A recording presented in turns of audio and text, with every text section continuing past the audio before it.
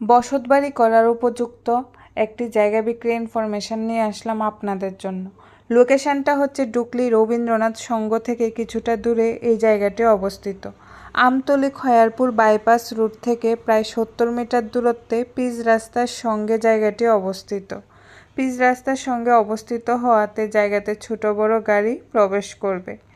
এখানে মোট 11 গন্ডা জায়গা আছে। এই 11 গন্ডা জায়গা থেকে পেছনের অংশ থেকে মালিক 5 গন্ডা খালি জায়গা বিক্রি করবেন।